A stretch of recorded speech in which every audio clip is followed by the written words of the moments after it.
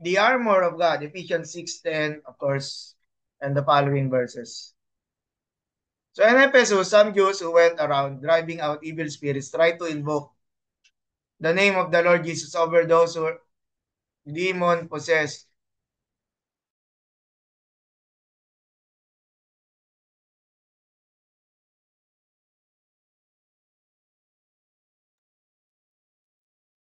In the name of Jesus whom Paul preaches, I command you to come out. And then the seven sons of Sceva, a Jewish chief priest, were doing this. One day the evil spirit answered them, Jesus I know and Paul I know about, but who are you?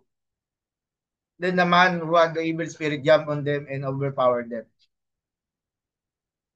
So when this became known to the Jews and Greeks living in Ephesus, they were all seized with fear, and the name of the Lord Jesus was held in honor. Many of those who believed now came and openly confessed what they had done. A number who had practiced sorcery brought the scrolls together and burned them publicly. Use of magic in Ephesus. Now, still with Michael Immendorfer. The role of magic in Ephesus is a subject of intense debate in research. The central questions are whether it was more pronounced in Ephesus than in other cities in Asia Minor. Uh, Wittich recently contended that an ancient proof for Ephesus as a center for magic is lacking. So we're still not sure. But there is the presence of magic arts. Ephesia Grammata constituted the magical formula par excellence in the Hellenistic world. There are six unintelligible Greek words said to possess magically protective power. Their application, however, was well known, and researchers agree that if the origin and meaning of the Ephesia Grammata are uncertain, their current value and use are clear. They were used to protect against evil spirits and gave the person who employed, like a charm, no? Pangontra. Context of the armor, the final exhortation section of the letter addresses the fact that life in a fallen world is a battle. Builds up the call to walk in unity, in holiness and love, because the demons and evil spirits are against us, and so we should be united. And so to open signs of division means we are already being defeated by the enemy. What is distinctive here is that the battle is seen as being not between people but between believers and spiritual forces. To survive, one must be prepared for this battle and engage with at the level being fought. So the context of the armor, that means drawing on the spiritual provisions that God has given us and not being focused on the circumstances. It defines that battle in ways that are distinct from most of the ways the church engages in that battle today. That is because it is the spiritual forces that are the concern. It is resisting their efforts that Paul stresses, not our material circumstances. Uh, on a Jewish background, Isaiah 59:16-18, the Lord looked and was displeased that there was no justice. He saw that there was no one. He was appalled that there was no one to intervene, so his own arm achieved salvation for him, and his own righteousness sustained him. And he put on righteousness as his breastplate, and the helmet of salvation on his head. He put on the garments of vengeance and wrapped himself in zeal as in a cloak, according to what they have done, so he will repay wrath to his enemies. So there is this Jewish background. In Psalm 59, the wretched state of Israel before God is described. Sin has made a gulf or a big separation between the people and God. The people do not know the way of peace, justice. The Greek for justice is crisis, no? Is apart from them, and righteousness, the chaosiness not come upon them. So the response of God to this state of affairs is to arm himself as a warrior in order to bring wrath upon his enemies and to turn all impiety away from Zion. It is this divine armor, according to Ephesians 6:14-17, which the community of believers is now to wear. Still on the Jewish background, Isaiah 40:26, lift up your eyes to heavens, who created all this, he who brings out the starry hosts one by one, calls for each one by name. because of great power and mighty strength, not one of them is missing. And so that is an allusion to Ephesians 6:10, be strong in the Lord and in the strength of his might. And then Ephesians 1:19, and his incomparably great power for us who believe that power is the same as the mighty strength he exerted when he raised Christ from the dead and seated him at the right hand in the heavenly realms. Finally, be strong in the Lord and in his mighty power. Put on the full armor of God so that you can take your stand against the devil's schemes. Coming from Jeffrey Asher,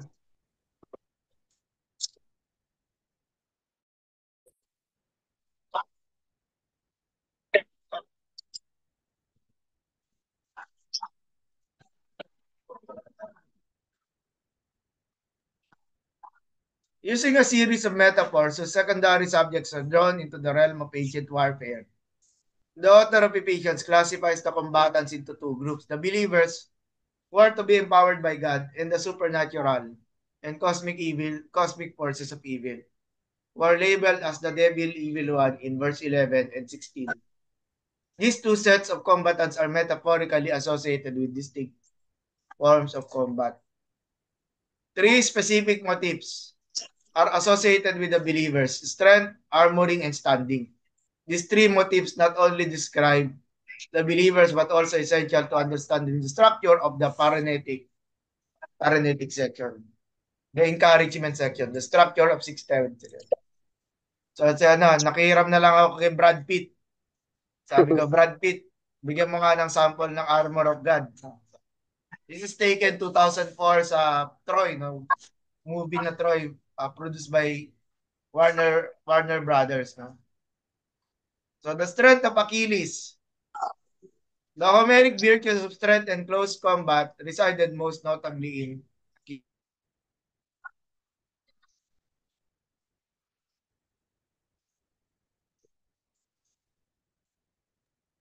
So, Achilles, no? Who is labeled in the Iliad as the best of the Achaeans. Achilles is one who stands as a great bulwark of battle over all the Achaeans. Later, Pindar says that Achilles, like the generation of bronze in Hesiod's works and days, was biatan, no? Endowed with BA or strength, clearly served as the principal virtue of the warriors in Iliad.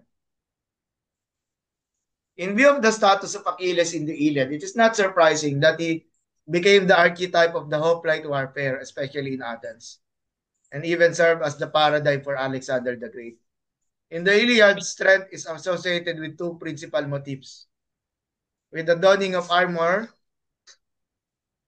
with which the hero obtains strength, and with the gesture of standing. First, there are two important themes that illustrate that strength is obtained through the wearing of armor: the divine origins of the armor and the physical and psychological effects that the armor had on the combatants. Both sets of Achilles armor originated with the gods. Second, Jan Bremer has argued that the two principal gestures of the heroic warrior are striding with an aggressive gait and standing, and that istemi, strength, and its substantival cognates are common gestures for strength in the Iliad.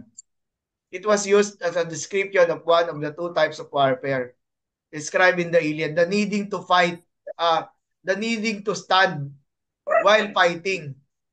Diba? Yung message ng 6:11 to 14. Siguro pwede nating i-skip to. So the devil schemes in 6:10, 11, finally be strong in the Lord. Put on the full armor and so that you can take the stand against the devil's schemes. No? Yung Greek niya is methodeia. The purpose of obtaining divine strength through the wearing of the divine panoply and of displaying his strength through the gesture of standing to enable the followers of Jesus to stand against the tricks or cunning devices of the devil. In other words, the author anticipates that divine strength and heavy weaponry are measures against the devious and crafty forms of combat. A spiritual battle requires spiritual resources. That is what Paul begins to list here as part of the armor. Standing strong, as verse 13 already called for, becomes possible because believers have these attributes to their disposal. So the belt of truth. The truth here is tied to being armed with God's message about Jesus and what is provided through His work on our behalf. The yielding of one's loins or waist allows for maneuverability to engage the fight. The belt of truth, Roman soldiers wore a belt to hold up their toga so they could run and not trip. Breastplate of righteousness. The breastplate covers the vital organs. God's love protects the core of our being. We stand in our approval from God because God is fond of us. Righteousness cannot exist without the righteousness Jesus has given to us. Obviously, the breastplate protects the core of the body from injury. Shoes of the gospel of peace. The Roman army wore shoes to fight, but Christians are to wear shoes to spread peace, says Ephesians. This unconventional use of the armor reminds us that God's ways are not our ways. How do we walk toward someone who is different from us? With thoughts of antagonism or with thoughts of peace? Of course, we follow the latter. We bring peace, no? Not antagonism or controversy.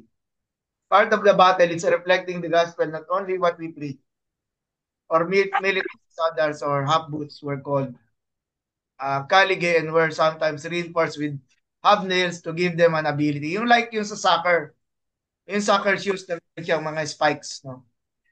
So in order for them to keep standing, no, while they are in battle. The shield of faith. Roman shields were interlocking. Two-thirds of the shield would cover a soldier and one-third the person next to him. This made the Roman army nearly invincible because there was no gap. Christians did not stand alone against opposing forces. We need each other in order to live faithfully. Faith is a crucial part of the armor, for it cancels out danger by extinguishing the most threatening of all the weapons of the devil. Now, this is a picture of Artemis, no? Artemis was the goddess of chastity, hunting, and the moon, often depicted with her trusty bow and arrow, and a short tunic to aid in running through the woods. Her maidenly virtue, for she swore never to marry, was presented in counterpoint to the passionate and fiery Aphrodite, all the flaming arrows of the evil one. So yun yung analogy that we can see here between Artemis and the use dun sa shield of faith. Helmet of salvation. The helmet covers the head and thinking, remembering that Jesus died to save us, protects us from those who want to lead us astray. Salvation is a protection against serious damage. And then the sword of the Spirit, the word as a sword is a common biblical image. Isaiah 11:4, Hebrews 4:12, and even Revelation 19:15. The Machaira was a short sword that fits the hand-to-hand combat in view. Isaiah 11:4, but the righteous he will judge the needy with justice. Justice. He will guide decisions for the poor of the earth. He will strike the earth with the rod of his mouth, with the breath of his lips. He will slay the wicked. And Hebrews 4:12, the word of God is alive and active, sharper than any double-edged sword. So Revelation 19:15, coming out of his mouth a sharp sword with which to strike down the nations. The word is energized by the Spirit. And of course, covering the what we say armor of God is prayer at all times. We share in this battle, so our prayers are not just for us individuals, but also for believers. We all fight in the struggle. Prayer is to be our mode of existence, a constant feature in facing the conflict. So the term to pray, although not a main verb, functions like one, but most likely is tied to the idea of standing and of the armor. Prayer frames all that is done in taking. So this is the summary, okay? Summary of the armor of God.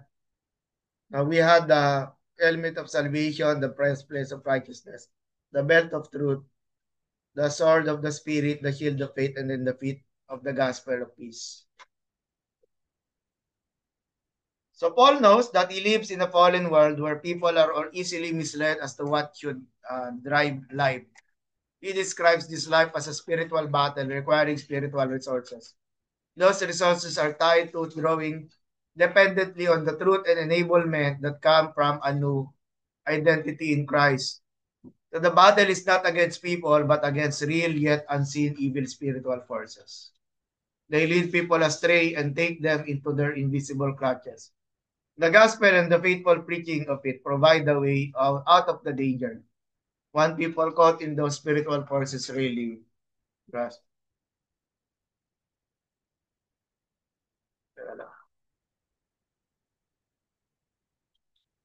The mission of Paul and those like him who believe is to proclaim the gospel in the midst of a world that often seeks the solution in a million other places. Paul asks for prayer for the saints to persevere and then for himself in his current imprisonment. Now, ito yung mga ano na lang, yung nasa final greeting. Si Tychicus will be that messenger is commended by the Ephesians with a twofold description of being a beloved brother. Si Tychicus. And then the ending to the letter of 6 chapters is peace, love, and faith. Peace be to the brethren and love with faith. Three core virtues drive the church. A goal of the gospel is a peace. Peace was a theme. Yung shalom, love and faith are relational keys. That is faith in God and love for the saints. Okay, so there's still time. I have one final lecture in the theology of Ephesians after this one. But